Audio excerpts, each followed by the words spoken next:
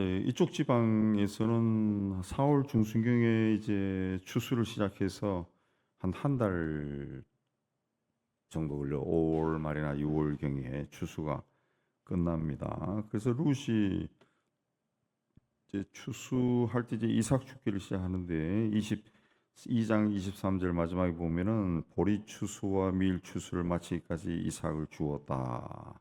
근데 한 달 이상 정도의 시간이 걸린 겁니다. 그러고 다음에 이제 그 추수가 끝날 쯤 되어서 룻의 시어머니 나오미가 룻에게 내가 너를 위하여 안식할 곳을 구하여 너를 복되게 하여 하지 않겠느냐 그랬습니다. 안식할 곳이다라고 하는 것은 이제 결혼을 이야기합니다. 결혼해서 이제 좀 니도 편하게 살아야 되지 않겠냐 그렇게 이야기하는데 그 그래서 보면은 이제 기업 물을 자라고 하는 말이 많이 나옵니다. 특히 기업 물을 자의 책임을 행하라 13절에 보아스가 기업 물을 자 이야기하는데 그 율법에 보면은 레위기나 신명기에서는 기업 물으는 것에 대해서 나와 있는데 기업 물으는 것은 이제 두 종류가 있어요. 고일 제도와 수원 제도가 있는데 고일 제도는 가난한 친척의 땅을 내가 대신 사주는 겁니다. 사줘서 그 사람을 하여금 그 땅에서 농사를 지어서 먹고 살게 해주는 땅이 없으면 고대 사회는 다 죽죠. 그 땅을 대신 사주는 거예요. 어. 그리고 그게 또 그 다음에는 고대 사회는 전염병이나 전쟁으로 남자들이 잘 죽어요. 잘 죽어요. 그래서 그 형의 아내가 죽으면은 동생이 형의 아내를 데리고 같이 살면서 아이를 낳아서 이 대가 끊기지 않게 해주는 자손이 번성하게 해주는 그렇게 해야 이제 고대 시대도 그 씨족이 이제 번성할 수도 있고 그래요. 예. 제가 공부할 때도 아프리카 목사도 그 이야기 하더라고. 자기 마을에는 아직도 이 제도가 남아 있다더라. 왜? 그 전염병이 많고 또 전쟁이 잦으니까 잘 죽는데요.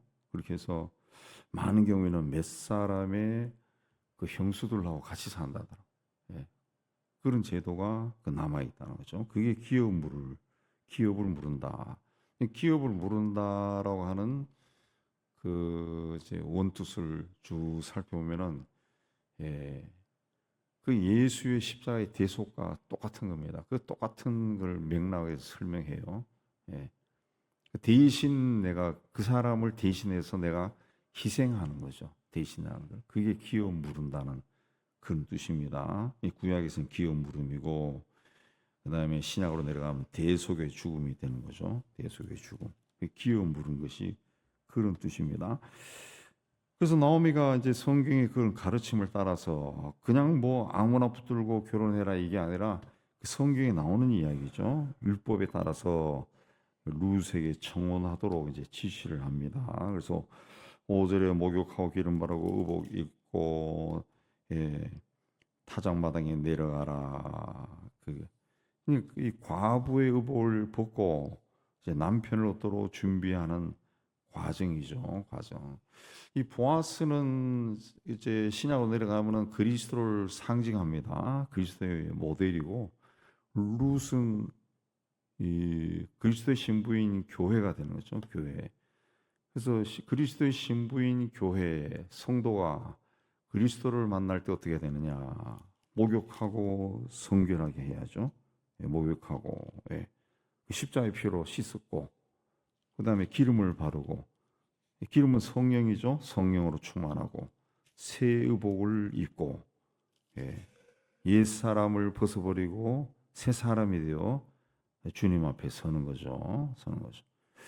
그래서 그 말을 듣고 이제 룻이 그 보아스가 있는 곳에 이제 갑니다. 어머니 시어머니 말을 해가지고 그 사절에 보면은 담대하게 찾아갑니다.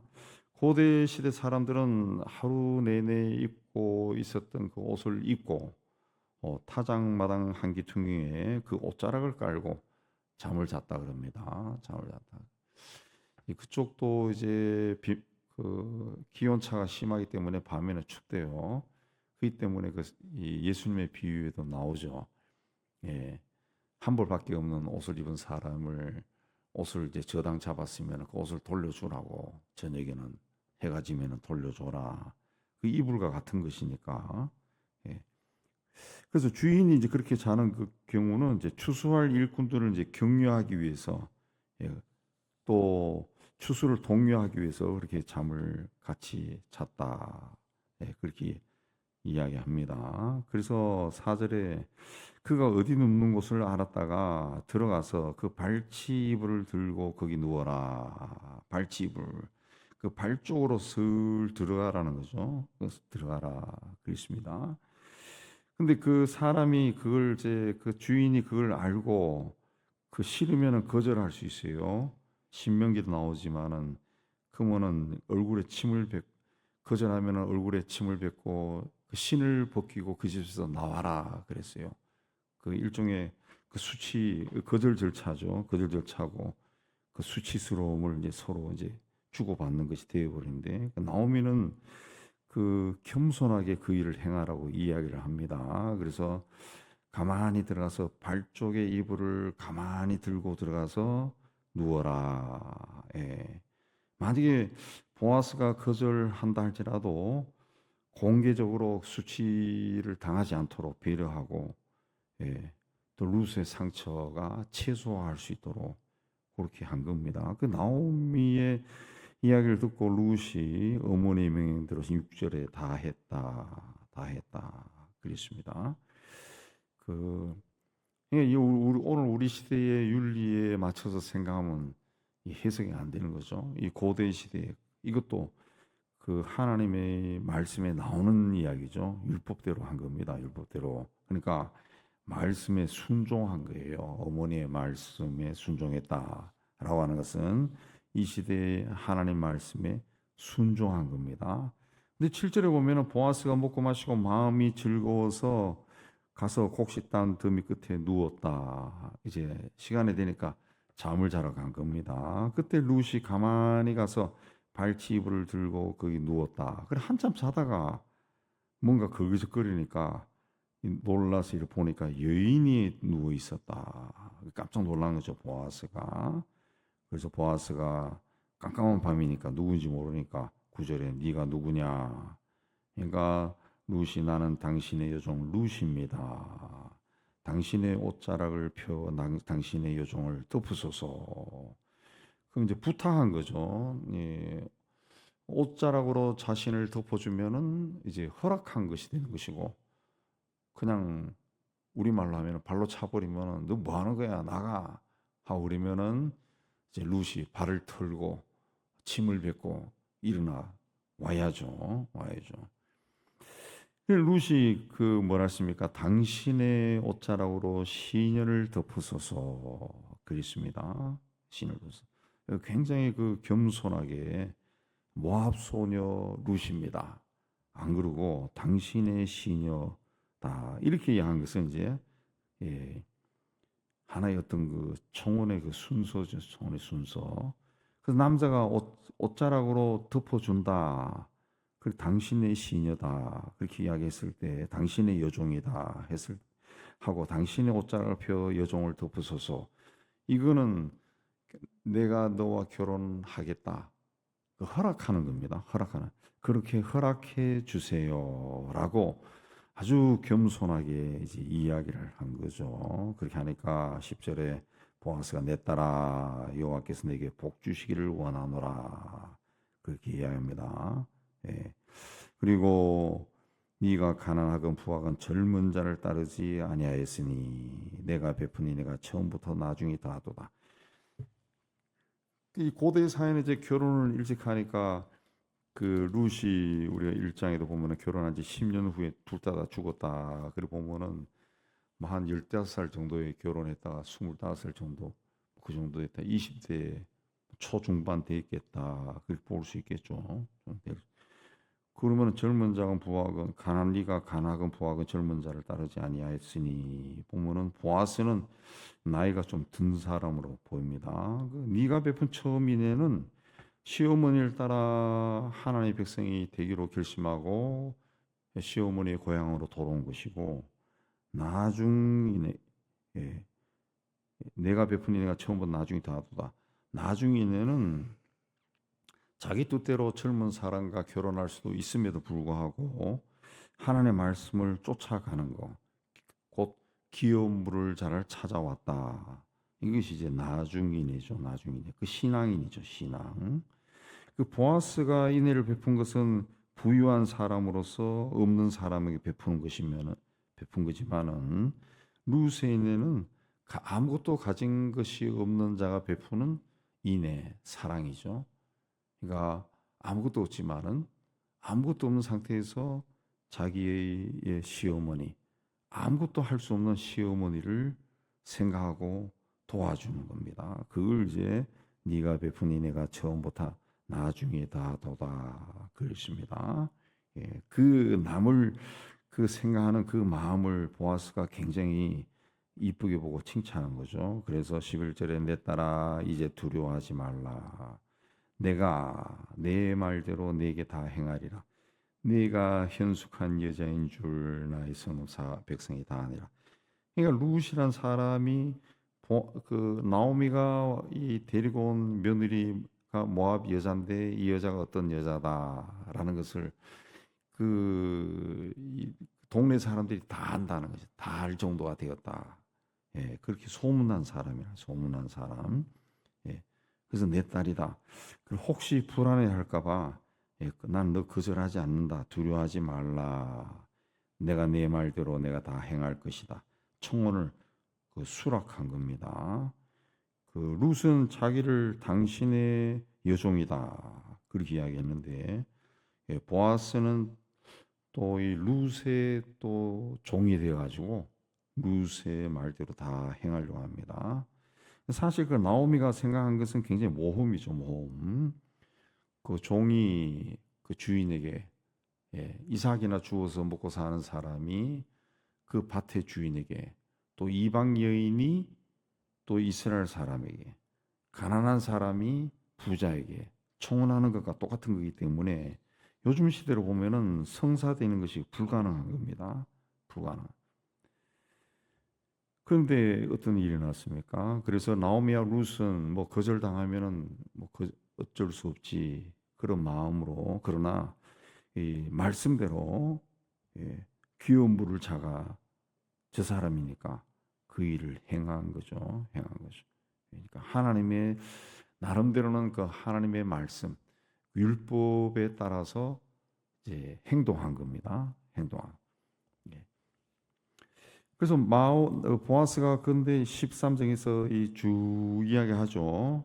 내가 너 기업 물을 잔데, 그러나 이 순서로 봤을 때 나보다 너의 기업을 물을 사람이 한 사람이 더 있다는 거죠. 가까운 사람이 더 있다. 12절 나보다 더 가까운 사람이 있다. 근데 그 사람이 순서대로 해야 된다. 순서대로. 내 마음대로 할 수 있는 게 아니다. 이게 법이기 때문에, 고대 사회는 뭐 경찰서가 있고 판사가 있고 그런 것이 아니기 때문에 동네에서 나름대로 통하는 법. 예.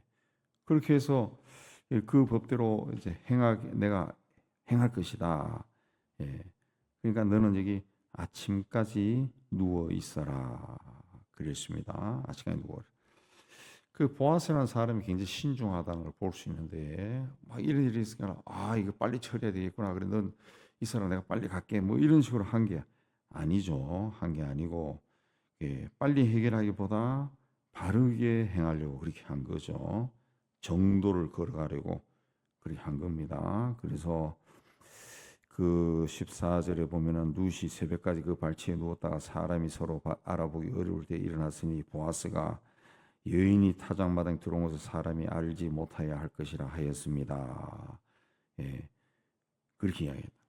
그러니까 사람들이 들어온 것을 알지 못할 때까지 가만히 있다가 나중에 살짝 나가라 배려해 준 거죠. 그리고 15절에 겉옷을 가져다가 잡아라. 그래서 둘이 그 겉옷을 펴서 거기에 보리를 6번 되어서 룻에게 지워주고 들어가게 해줬다. 그랬습니다. 이 보아스가 굉장히 배려가 있는 사람, 남을 배려하는 사람이에요. 사람이죠. 배려하는 사람. 그리고 그 시어머니인데 이제 그냥 빈손으로 가지 말라고 예, 그렇게 해준 겁니다. 17절에 그죠. 빈손으로 가지 말라고 그 사람이 이야기했습니다.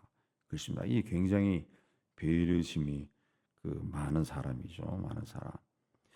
그래서 이제 그 시어머니 나오미는 18절에 내 딸아 이 사건이 어떻게 될지 알기까지 앉아 있으라. 그 사람이 오늘 이 일을 성취하기 전에 쉬지 아니라. 자기가 아는 보아스란 사람의 성품으로는 이걸 굉장히 성실하게 행할 것이다. 그때가 될 때까지 기다려라, 기다려라. 그렇습니다. 지금 우리 하나님의 그 사람들, 그 예수 믿고 하나님의 자녀가 된 사람들, 이제 기도라는 걸 통해 가지고 하나님의 도움을 많이 구하는데 우리에게 있어야 될 가장 중요한 그 영성 중에 하나가 기다리는 겁니다. 인내하는 겁니다. 인내하는. 앞으로 어떻게 될지 몰라요. 근데 그 인내하지 못하고 뭔가 막 불안해가지고 두려워서 조급하게 행하면은 그 잘 이루어질 일도 예, 안 된다고 해요. 예. 그 화분에 식물을 샀으면은 꽃이 필 때까지 기다려야죠. 기다리고 열심히 뭔가 잘 돌보면은 꽃이 펴요. 꽃이 펴요. 근데 꽃이 빨리 피우기 위해 가지고 막 영양제를 투입하고 뭘 하고 막 그렇게 해서 꽃이 피니까 안 피더라고. 예. 그 제 방에 이제 난초가 별로 뭐 아주 비싼 것도 아니지만 어쨌든 어떤 케이스로 들어온 난초가 하나 있어요. 그래서 몇 년 전에 그 방에 들어가니까 막그 향수를 뿌린 것 같은 막 향기가 진동을 하더라. 그래서 아니 누가 또 이 향수를 뿌린 아니 뭐가 뿌렸나 이게 뭐 저는 그때까지 그걸 모르고 이게 향수가 아니라 아우 이 무슨 냄새야 그러고 막 문을 열고 그래도 이 냄새가 빠지질 않더라고. 예. 그래서 가만 보니까 그날 그 난초에 꽃이 피었더라고. 이 난초에 꽃이 피는 게 흔하지 않은데 물론 우리 여기 그 강단 위에 세우는 건 뭐 활짝 핀 거지만은 이 작은 그 이 하병에 있는 난초에 꽃이 피는 경우는 그 드물더라고. 드물. 가만 보니까 거기에 꽃이 피었어요. 가서 이 향기를 맡으니 향기가 아주 진하더라고. 예, 진하. 그리고 이제 시간 되니까 꽃이 떨어졌죠. 그래서 야, 이런 경우도 있구나. 그래서 사람들이 난초를 좋아하는 모양이구나.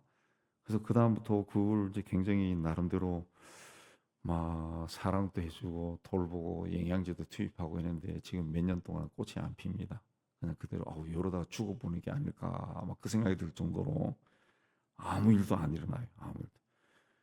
우리 기도도 똑같은 것 같아요. 기도도 뭐 내가 그렇게 열심히 했는데 40을 했는데 작정했는데 지금 몇 년이 되는데 왜 하나도 안 일질까? 하나님 어디 계십니까? 뭐 이런 게 막 나오죠. 근데 보다 중요한 것은 하나님이 우리를 사랑하면은 그리고 그게 꼭 나에게 있어야 된다면 하나님이 해 주십니다. 근데 그게 뭐 나에게 꼭 있지 않아도 되니까 안 되는 거죠. 안 되는 거죠. 그리고 있으면 굉장히 좋을 듯이 생각하는 것은 내 생각이고 하나님 봤을 때는 그게 있으면 그게 되면은 너에게는 마이너스다. 그러면 안 되는 거죠. 그래서 어쨌든 우리는 끝까지 그야말로 하나님이 하늘나라로 우리를 부를 때까지 기다려야 됩니다. 기다려야 됩니다. 예. 그래서 기다렸어요. 계속 기다린 거예요. 그래서 기다려라. 어떻게 될지 알기까지 앉아라. 그 사람이 오늘 일을 성취할 때까지는 쉬지 아니라. 마찬가지로 하나님이 우리에게 뭐가 필요한지 내가 기도하는 것이 무엇인지 다 알고 계시고 하나님은 하나님의 방법대로 쉬지 않고 움직인다. 쉬지 않고 일하신다고. 우리가 그걸 믿고 하나님의 뜻이 이루어지기를 끝까지 기다려서 정말 이 우리 경험 다 해보셨겠지만 하나님이 하셨구나. 우리가 우리 인생길에 이거는 정말 하나님이 하셨구나.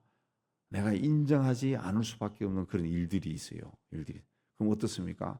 굉장히 기쁘고, 굉장히 기쁘고, 하나님이 살아계시구나.